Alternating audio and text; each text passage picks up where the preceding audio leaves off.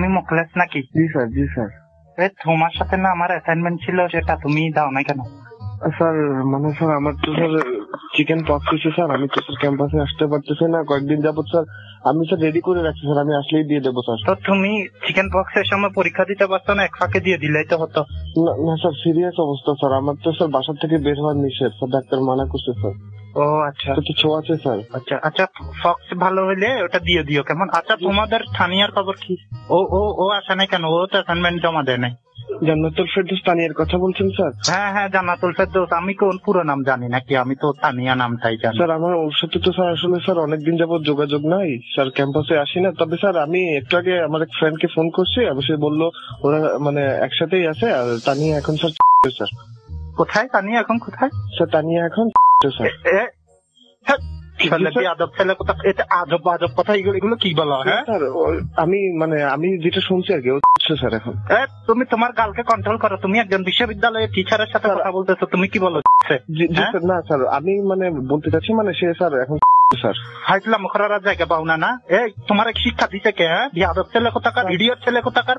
হ্যাঁ স্যার, আমি একজন টিচারের সাথে কেমনে কথা বলতে হয় সেটা তুমি জানো না? তোমাকে শিখায়নি, পরিবার শিখায়নি, তোমার মা বাবা তোমাকে শিখায়নি? স্যার আমি তো স্যার মানে অসুস্থ স্যার, কিন্তু আমার মাথা তো ঠিক আছে স্যার। মাথা কি ঠিক আছে? তুমি এই শব্দটাতে তুমি একবার ইয়েস করছো? হ্যাঁ এগুলো কি কথা?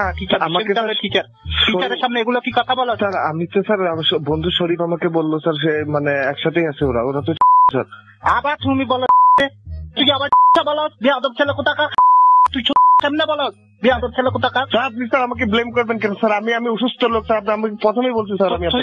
আমি জিজ্ঞেস করছি থানিয়া কই? থানিয়া কই? হ্যাঁ না, থানিয়া আমার কি করার আছে এখানে? তুই আবার বলো থানিয়া কি? বেয়াদব ছেলে কোথাকার, কথা সামনে বলছি। স্যারের সুস্থ কি হয়েছে স্যার? স্যারের মর্যাদা নিয়ে থাকবি।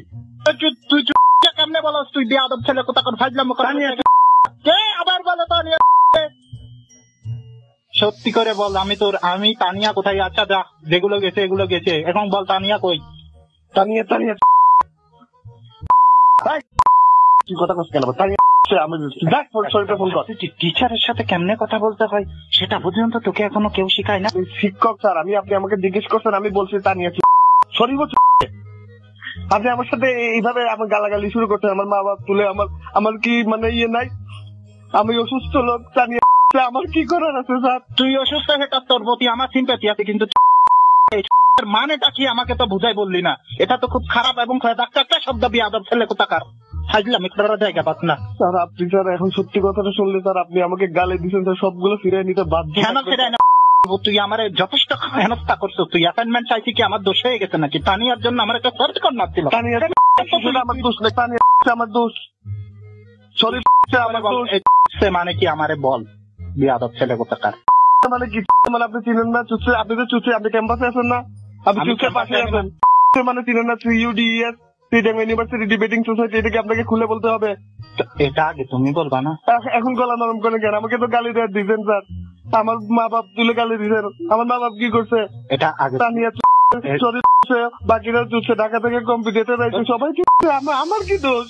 তো না, তোমার সাথে যত রাগ ছিল বিগত রাগ আমি দমাই ফেলছি, এটা বড় কথা না? সেটা না, তুমি অ্যাসাইনমেন্টটা দিয়ে যাইও। আচ্ছা ঠিক আছে, তোমার প্রতি অন্যায় হয়েছে সেটা আমি বুঝতে পারছি, সেজন্য আমি আন্তরিকভাবে দুঃখিত, কিন্তু তুমিও তো আমাকে গালি দিয়ে ফেলছো। এগুলোর খেসারত কে দেবে? এই জন্য গালিতে কাটাকাটি ওটা বাদ, চুপ। আর শব্দটা বলিও না, CUDES টা আমি নামটা পাল্টানোর ব্যবস্থা করতেছি।